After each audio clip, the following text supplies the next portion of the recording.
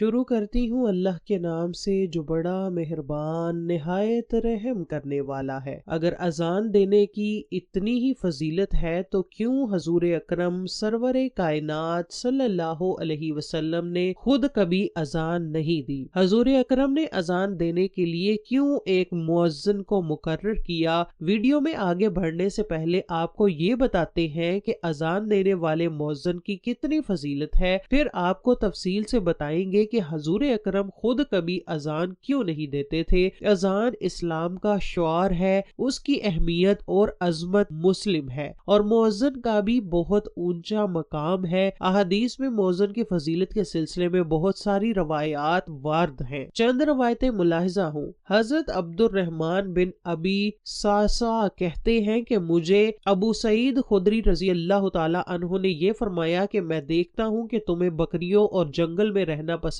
है, इसलिए जब तुम जंगल में अपनी बकरियों को लिए हुए मौजूद हो और नमाज के लिए अजान दो तो तुम बुलंद आवाज से अजान दिया करो, क्योंकि जिन्नो इंस बल्कि तमाम ही चीजें जो मुअज्जिन की आवाज सुनती हैं क़यामत के दिन उस पर गवाही देंगी। अबू सईद रजी अल्लाह तआला अन्हु ने फरमाया कि ये मैंने नबी करीम सल्लल्लाहु अलैहि वसल्लम से सुना है। अब्दुल्ला बिन उमर रजी अल्लाह तआला अन्हु की एक रवायत में है कि जहाँ तक मुअज्जिन की अजान की आवाज पहुँचती है वहाँ तक की वो तमाम चीजें जो उसकी अजान सुनती हैं सब उसके लिए मगफिरत की दुआएं करती हैं। हजरत अबू हुरैरा से मरवी है कि रसूल अकरम का इरशाद पाक है कि मुअज्जिन के गुनाह जहाँ तक उसकी अजान की आवाज जाती है वहाँ तक माफ कर दिए जाते हैं। उससे मुराद है कि जहाँ तक अजान की आवाज जाती है मुअज्जिन के गुनाह उतने वसी भी हो जाए तब भी अल्लाह ताला मुअज्जिन के गुनाहों को माफ फरमा देता है। जब मुअज्जिन अजान देता है जिसको वो आवाज सुनाई देती है वो सब रोजे क़यामत मुअज्जिन के गुनाहों का बख्शिश का जरिया बनेंगे, वो गवाही देंगे। रसूल अल्लाह ने फरमाया क़यामत के दिन अल्लाह ताला मुअज्जिन की गर्दन को तमाम मखलूक से बुलंद फरमा देगा। मतलब ये है कि अल्लाह ताला मुअज्जिन को क़यामत के दिन बहुत ऊंचा मकाम अता करेंगे। अब्दुल्ला बिन अब्बास रजी अल्लाह ताला अन्हु से रवायत है कि रसूल अल्लाह ने फरमाया जो शख्स सवाब की उम्मीद रखते हुए 7 साल तक अजान दे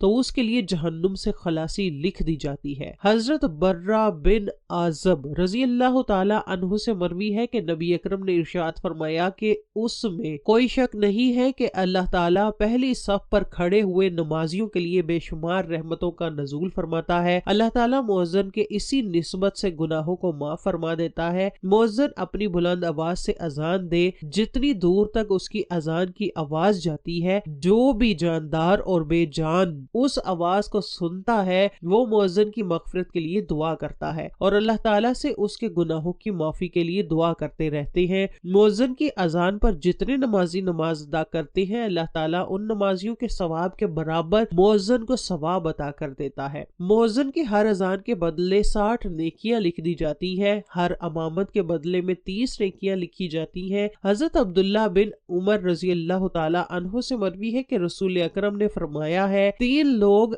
ऐसे होंगे जिनको क़यामत की सख्तियां बर्दाश्त नहीं करनी पड़ेंगी। ये 3 शख्स बगैर हिसाबो किताब के जन्नत में दाखिल कर दिए जाएंगे। जब अल्लाह ताला अपनी मखलूक से हिसाब किताब ले रहा होगा तो ये 3 शख्स मुश्क के टीलों पर बैठकर आराम कर रहे होंगे। उनमें से एक शख्स वो है जिसका जिक्र है जिसने अल्लाह ताला की रजामंदी को हासिल करने के लिए कुरान पाक की तिलावत की और इस तरीके से इमामत की मुक्तदी उससे खुश हो जाए। दूसरा उस शख्स का जिक्र आता है जिसने अल्लाह ताला की रजा के लिए लोगों को नमाज के लिए बुलाया। तीसरा वो शख्स जो हर हाल में अल्लाह ताला का शुक्र अदा करे, अपने मातहतों से अच्छा सलूक करे। हजरत जाबिर रजी अल्लाह ताला अन्हु फरमाते हैं कि मैंने रसूल अकरम को फरमाते हुए सुना है कि जब मुअज्जिन की अजान देने की आवाज शैतान के कानों में पड़ती है तो शैतान मकामे रूहा तक दूर भाग जाता है। हजरत सलमान फरमाते हैं कि मैं हजरत जाबिर रजी अल्लाह ताला अन्हु से मकामे रूहा के बारे में दरियाफ्त किया तो उन्होंने फरमाया कि मकामे रूहा मदीना से 36 मील की दूरी पर वाक़या है।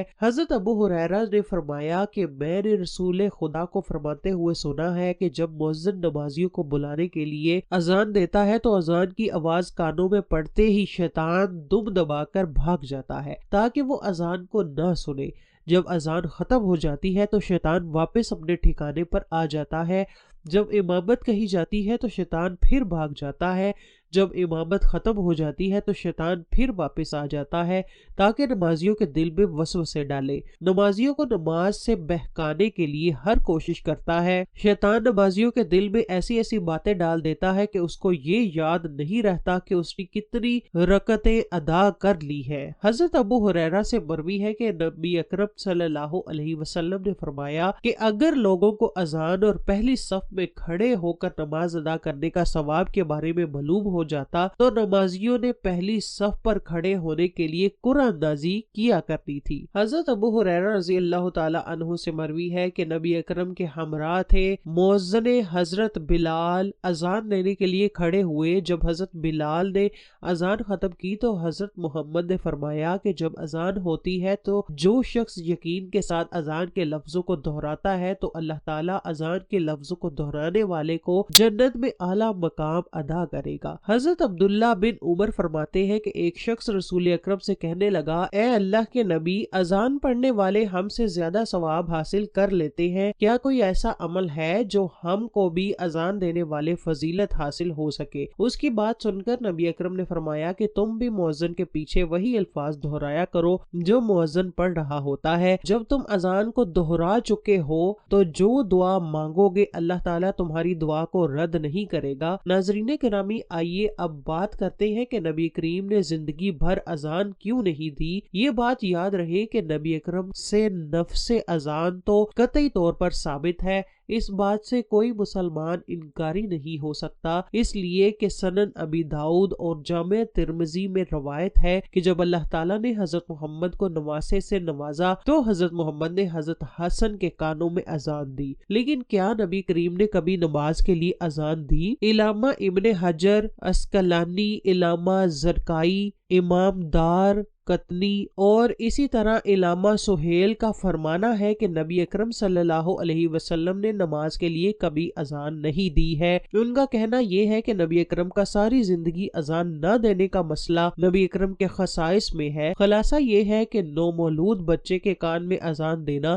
رسول اکرم سے قطعی طور پر ثابت ہے، لیکن نماز کے لیے رسول اللہ کا اذان دینا ثابت نہیں ہے۔ ائمہ کرام نے حضرت محمد صلی اللہ علیہ وسلم کی اذان نہ دینے کی وجہ یہ لکھی ہے کہ اگر حضور اکرم کبھی نماز کے لیے اذان دیتے تو پھر آپ کے خلفاء اور بعد میں آنے والے تمام اماموں کو بھی خود نماز کے لیے اذان دینا پڑتی، چونکہ آپ کو منصب رسالت اور احکام شریعہ مثلاً کفار سے قتال، لوگوں کے درمیان فیصلے وغیرہ اس سے بڑی ذمہ داری انجام دینی تھی جو اذان سے زیادہ اہم اور ضروری تھی۔ اگر نبی کریم اذان دیتے اور اس پر مواطبت فرماتے جس کی بنا پر دوسرے اہم امور میں خلل پیدا ہونے کا اندیشہ تھا، اس لیے نبی اکرم نے خود اذان نہیں دی۔ اللہ تعالیٰ سے دعا ہے کہ اللہ تعالیٰ ہمیں نیکی کی ہدایت نصیب فرمائے۔